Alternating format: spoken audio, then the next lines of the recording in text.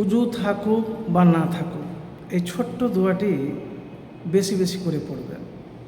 ফরজ নামাজের পর না হলে একবারও পড়বেন, অঢেল সম্পদের মালিক হয়ে যাবেন।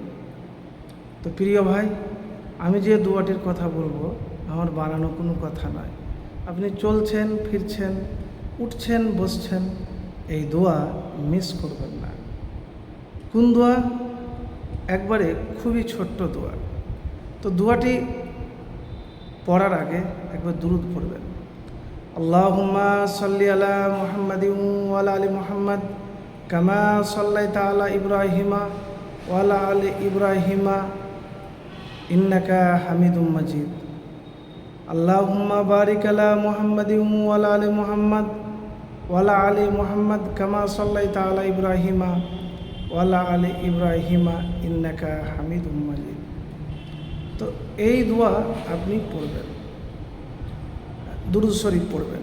দুরূদ শরীফ যখন পড়া হয়ে যাবে তো একটা কথা মনে রাখবেন যে দোয়া করলি মানে হয়ে যাবে, এটা কোনো কথা নয়।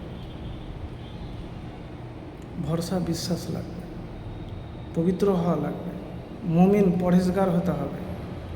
তো কি দোয়াটি? আল্লাহুম্মা ইন্নী আসআলুকা ইলমান নাফিয়া ওয়া রিজকান তাইয়্যিবা ওয়া আমালান মুতাকাব্বিলা। হে আল্লাহ, আমি আপনার কাছে উপকারী জ্ঞান, উত্তম পবিত্র রিজিক এবং কবুলযোগ্য আমল প্রার্থনা করছি। পড়ার সময় যে বললাম, ফজরের নামাজের প্রতিদিন ফজরের নামাজের পর সালাম ফেরানোর পর নিয়মিত এই দোয়াটি পাঠ করতেন মহানবী সাল্লাল্লাহু আলাইহি ওয়াসাল্লাম। উপকারী জ্ঞান, ইলমান নাফিয়া, যে জ্ঞান মানুষকে আল্লাহর পথে পরিচালিত করে এবং দুনিয়া ও আখেরাত উপকারে আসে। পবিত্র রিজিক, রিজকান তাইয়্যিবান, হালাল ও পরিচ্ছন্ন জীবিকা যা ইবাদতের একাগ্রতা আনে।